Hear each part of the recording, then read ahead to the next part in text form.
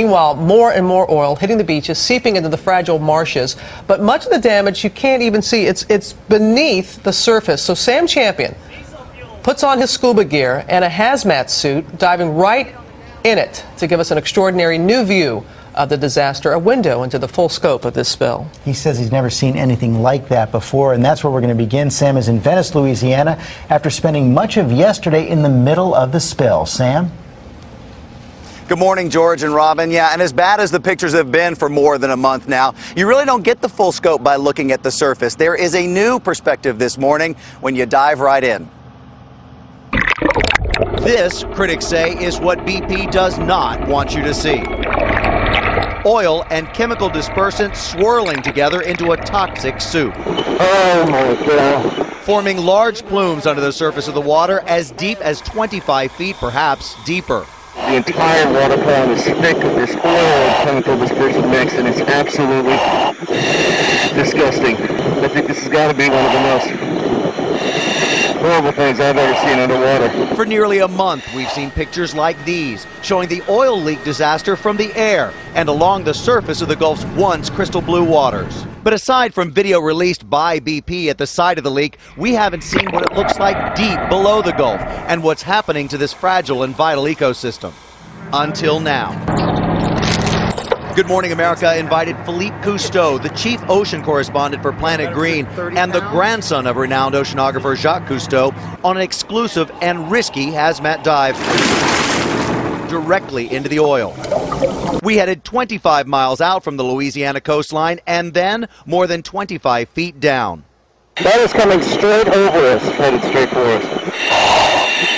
The consistency is unlike anything I've ever seen. We wanted to see if the dispersants are breaking down the oil or if the byproduct they're forming is causing more damage to sea life. What we found, Philippe and scientists tell us, is cause for concern. A lot of people are saying that when you apply the chemical dispersion, it disappears. The oil goes away, but here we go right now. This is evidence that doesn't happen. Instead, it appears the mixture is now breaking into small droplets, capable of passing right into the flesh of fish and birds. This oil is now suspended. You can imagine any fish or any critters coming through this would just be covered in it. I am slippery. I feel like I was just buttered. And those globs of oil and chemicals now appear to be spreading even deeper into the Gulf, where they can be picked up by ocean currents. Unbelievable to be in this beautiful blue water at about 25, 26 feet, and then look up into this cloud, this dark black cloud, and honestly it looks like a storm cloud, is rolling through the water. It's just this cloud of kind of granular oil, and you can see it dispersing, going down deeper and deeper into the water column. And you know, what we're hearing is that there are plumes of oil like this beneath the surface at various different depths that can go for 10, 20 or more miles, miles and miles thick. So this is, a snapshot of what's happening here in the Gulf of Mexico. This is a nightmare. This is a nightmare.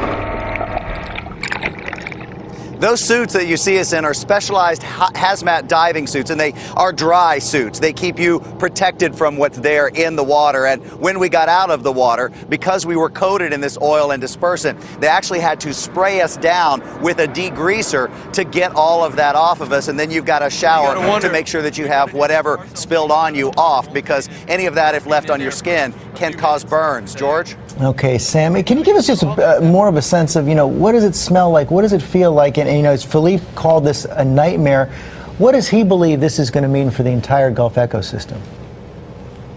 Well, Philippe makes, first of all, I can tell you that as soon as you get on the water and you get anywhere near it, it smells like this terrible mixture of almost diesel fuel, gasoline, and oil. It's the kind of fumey smell that gives you an immediate headache, and you have it all day because you smell it all day. But when we asked Philippe that question, here's what he said, George. He said that they don't know because they've never seen anything like this before. This is a huge area of a brand new kind of oily solution that is going to filter down through the Gulf and probably reach the bottom. So they don't know what's going to happen, and that's what frightened him the most. George? Oh, man, Sam, thanks very much. That is just extraordinary.